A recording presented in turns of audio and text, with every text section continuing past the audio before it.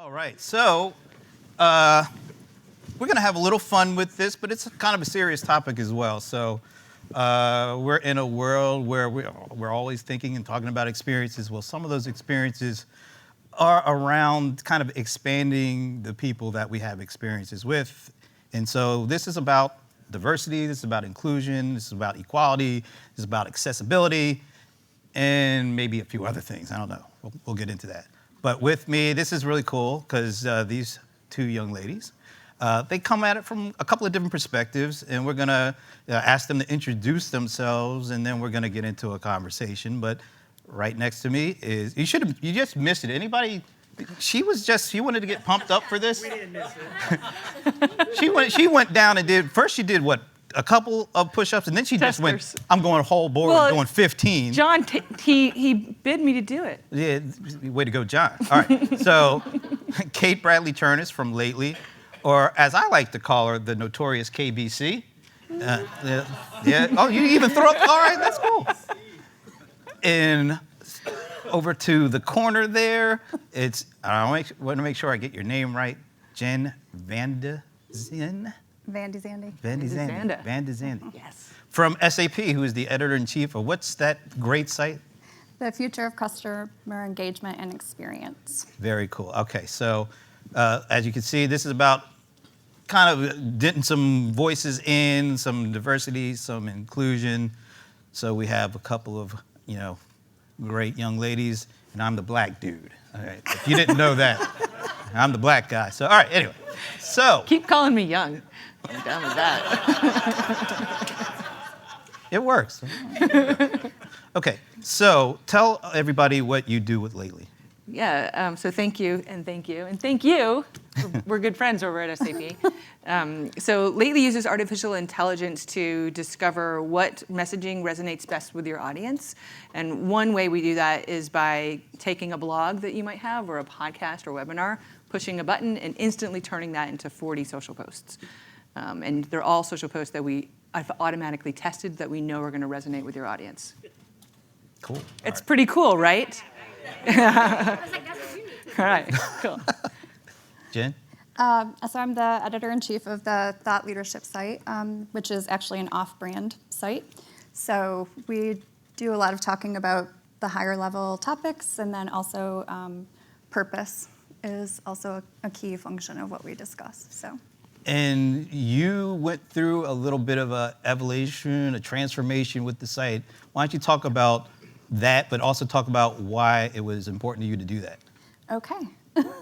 So yes, when I came on board about 5 years ago, I think some of the first conferences and things that I went to, I was like, where are the women?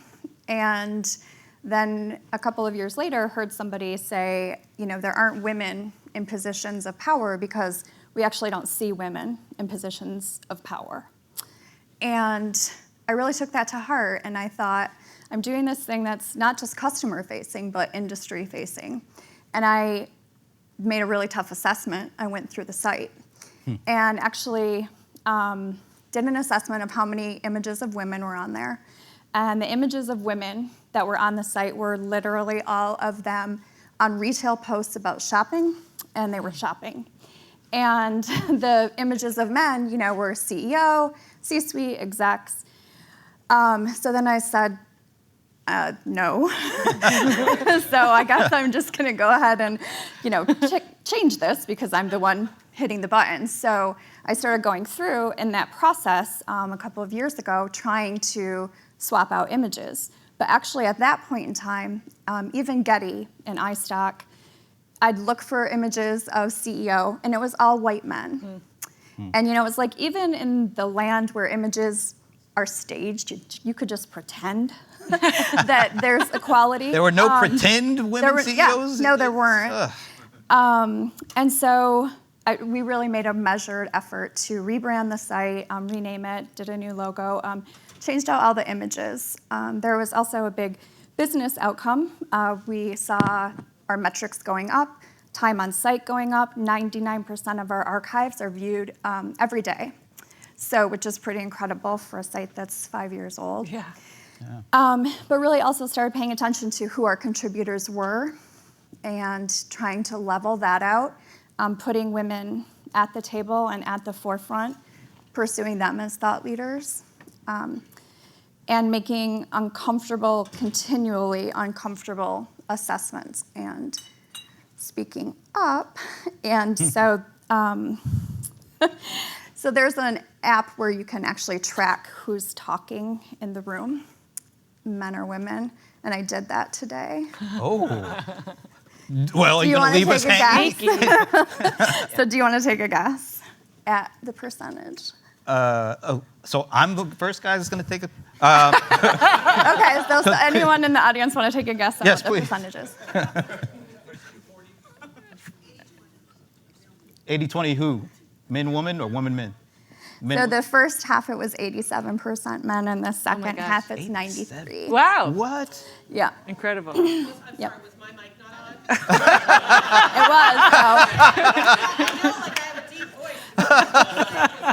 so. Girl, I promise. They can attest. I was faithfully, but that's super uncomfortable to say, right? So even before this, I'm like, oh my God, do I actually say this out loud? But that's really the only way we're gonna drive change, because, I think missing from this panel is actually also, besides a panelist, a man. Because right now the reality is the balance is so stark that it is men who will be promoting women and giving them the opportunities that haven't been afforded to them over the years. So we really need men to advance women. And they need to be on the stage too when we're talking about this and helping to push forward that change. So that, so that's my little spiel. All right, so when we open up for questions, I don't want none of you dudes saying anything right away, okay? I'm going to change that timing right it out away, right. all right? Because there's a lot of making up to do right here, all right. All right, now, notorious one. Yo. You have a really interesting story because you're a tech startup in AI, and you're a female entrepreneur, CEO, founder, and all that. Guilty. Is it? Thank you. There it is. Thank you. Yeah. I really set the stage. not there for you. easy. There you go. So tell us, how difficult is it in today's economy, in today's tech scene, to be a CEO, female founder? Yeah, thanks. Especially, I'm sure you guys have heard this stat, but it came out about a year and a half ago. Only 2% of all the female-founded companies get venture funding. 2%. 2%. Which means, I'm pretty awesome. And, If I don't say so myself. and let me add to that, because you gave me another stat on top of that one. Tell me that one. Oh, and if you're black, it's like 0.001%. Black female, forget it. Yeah, it's abysmal. Please, somebody tweet that out. Yeah, That's important. It's super bad. And the other interesting stat is, and I can't remember the exact number, but the female-led companies have a 30% chance of more successful exits than male, right? So the investment is actually smart, but we go up against it all the time. And sure, there's sexual harassment. Sure, there's these, all the stuff that's obvious. But what's interesting is women actually behave the same way towards women as the men do. So I'll give you an example. There are these questions that investors ask you all the time. They're pretty much the same. You start to learn what they all are. And they typically, men and women investors, ask female entrepreneurs the loss questions, and they ask the men the growth questions. So for example, they'd ask you, how do you plan on growing your customer base if you're a man? And then they'll ask me, how do you plan on keeping your customers? How do you plan on doing churn prevention, for example, right? And it's my job, the onus on me, to learn how to answer in the male way and to twist that around. Which is like, yeah, it's it's messed up. That's a good way to put it. Which is why I was doing some push-ups, because before I go into those meetings, I want to feel really strong, and little pump. So. Little pump, okay. You're in AI too. I mean, you're a company, part of your platform is AI. And we kind of have seen all these articles around kind of the biases, the inherent bias that we're seeing with AI. Particularly there was one study that talked about, every other kind of person can get recognized pretty significantly by AI, but when it comes to black women, it was like, what's that? You know, they see a picture of a black woman, AI couldn't determine what. So as a woman in AI, as a tech founder, how do we fix these inherent issues? How do you look at it? Because you have AI technology, how are you approaching it from that perspective? Yeah, thanks for asking. So That's what I'm here for. First and foremost, we do exactly what Jenn does and what so many of the people in this room do is we put the onus on the human. So our AI is designed to start you at third base, and then it's the human's job to pop in and get that content up to home plate. And the reason is because you don't want to remove a human from marketing, because marketing is emotion-based, not robot-based, right? Mm-hmm. And also, humans are smarter than AI in the end, right? Because we understand those nuances. So we're a little bit sneaky because we put it back on the user to have that responsibility. But of course, our job also is to be very aware and alert. We have a lot of data that we're paying attention to, and we are very interested to see what the AI is learning and what's succeeding, and then being able to use that down the road and pass those learnings on to our customers. Okay. So I avoided the question. Yeah. All right. Put it on the customer. That's tweet that one out too. Thank you. Thank you. All right, so Jenn, you go to a lot of events, you speak at conferences, you talk to all sorts of people write for the site. How has the change been? Have you seen a lot of change? Are you seeing more diversity, inclusion, like what we're doing here, but at other conferences? Is it starting to get a little bit more averaged out, seeing women on the stage from a technology? I don't even have to finish the question. There's also a silent look between women where it's like, yeah, we know what's She just going gave on. you a look of I was like, somebody's about to pass the zoom collection in, plate zoom back. in. So actually, there's a ton of conversation around it, which I'm exhausted with because there hasn't been growth.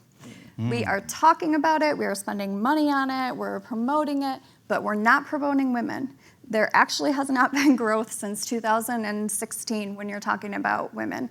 I have an article coming out for International Women's Day, which is titled, there's more CEOs named Jeff than there are female CEOs. Wow. Really? It's true. Yeah. Yeah, it's true. So, Wow. we need to look at that, and we need to actually, you're omitting half of the human race. And it's like when we're talking about product design, you have people designing products that women are using, and you wonder why the product doesn't work. It's because you're not actually including. It's half of the human race. Because Butch is over there just drinking a beer. So it's nice to talk about it, but it's often women are like over-mentored and under-sponsored. So. Are there anybody out in the audience that feel the same way? Is there? Hey, there's an amen. We'll pass the collection plate around in a minute. All right. Are there any questions out? Oh, all right. I'm going to the female in the back. Thank you. Thank you. Good choice. Could you tell us who you are? And My name is Katrina Gazarian. I'm here with the PCL, David and Ricky. And Jenn, I wanted to ask you a question. Oh, I'm pretty loud, girl. So as someone who has worked in male-dominated fields of private equity and sports, we're seeing this growing trend of girl boss and boss babe, and I've even spoken out publicly about how that segregates us from men. And being, with my story that I was able to turn a male investment group to stand up for their sister, I just wanted to know, what were your thoughts about using these terms in these women-only conferences, and do you think that's helpful? Is this the over-mentoring you're talking about? It is, yeah. I hate those terms. So Yes, my daughters use them, and I'm like, I'm not a girl. My God. I mean, I've worked hard to get where I am, and damn, I'm not a child. I think we're still perpetuating a myth when we put these hashtags on and when we put these labels on. I appreciate why we're doing it, But I think that, no, if we want to really level things out, we just need to level them out. It doesn't have to be about women or men. It just needs to be about the best minds and about the best ideas. It doesn't, we shouldn't even be talking about it anymore, and yet we still are. We need to start acting on it. And that is just really the uncomfortable conversations that you have to have. And there'll be silence, and sometimes on calls I'll get a text and they're like, "Are you gonna say it?" It's like, well, yeah, of course I am, because but those are the things we need to really, we like to say get comfortable with discomfort, but there's a point where it's like, yeah, you just have to take that step off the ledge and you have to take it over and over again until we actually start making change. And it's really bad that by making people uncomfortable, unfortunately, that's what drives change, right? Well, it sounds like you've been uncomfortable for years, so why not make some other folks uncomfortable, right? Well, yeah. All right, we're going to Jesus. You're going to skew the percentages, but okay. Exactly. Well, I'm going to throw that out, and my question is, crosses between product development and inclusion. I'm Jesus. My mother calls me Jesus when she's upset with me. I'm bilingual. I have an accent. I press 1 for English. I don't watch Telemundo or Univision. Alexa doesn't know who I am. Google does a better job. Okay, Siri. We're gonna have to talk about that afterwards. I know. Siri have no idea. If I ask, play a Marc Anthony song, they goes to whatever something they get lost in the whatever Spotify, inventory of song that I have. But how then, and this is probably to everybody, when you have a multicultural, personas out there, Hispanics, bilingual, we speak English in the house, unless I'm also with my daughters, so I speak Spanish, But how do you market? How do you include them? How do you deal with that, multicultural that we have today to go after that particular segment, from that particular case. Yeah. And especially with, probably using that for the conversation I had with you before, but, when you think about Hispanic, we are not the same. My fellow Mexicans here are different from Puerto Ricans and Dominicans and so on. And you have to target market, include them differently from all the groups that you have out there, So throwing that out from product design to inclusion, how do you feel that could be fixed?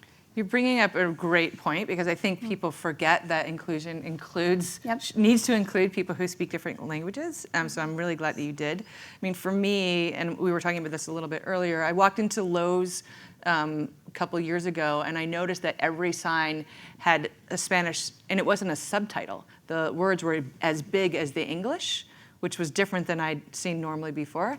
And it hit me, and I was like, huh. In my little company, I'm pointing to my badge that I'm not wearing, my little company, we need to do this, right? And I'm just a little teeny company, and so we now actually do all of our work in Spanish, Portuguese, German. We can do, the AI will work in those other languages as well. It's my one way of getting there. I just hired a head of sales who speaks Spanish because we saw this market growing as well. And it's hard, I mean, just a tangent for 1 second, because you want to be inclusive, but you don't want to offend anybody at the same time. So we had somebody translate some social posts for us into Spanish, and just today, my head of sales was like, "Hey, I just saw this. It's not very good. Who did this for you?" And I was like, "Sorry." But that's a part of the risk I feel like you take sometime. Another thing we did was we have graphics on our site of people using the product that we've drawn, or my graphic designer draw. And we initially had a Black woman who on the site as well. And so we had some great customers who were like, "Thank you for including me in the artwork on your site." And it was just something simple, but I was a little nervous to do it as well, because I kind of felt like, who do I think I am? So that's one thing that I've done, and I've said, I think we talk about equality a ton, but I think the next frontier in this needs to be people of color, different, ethnicities, those kind of things. So what I've actually done is I've just gone out and approached people and said, look, I don't feel comfortable writing about this, from like saying what I should this is what I think. I want to know your experience. You tell me, I'm going to pay you to tell me so I can tell people. So I think we really have to go to the audience, instead of, I think that's where we got the culture of like, who's making that message? It's not actually the people in the market. So I think we do need to go into the market, into the groups themselves, and have them tell, it's their story. We can't frame it. I mean, we don't really have a right to frame it. It's important. Inclusion is so important. Yeah.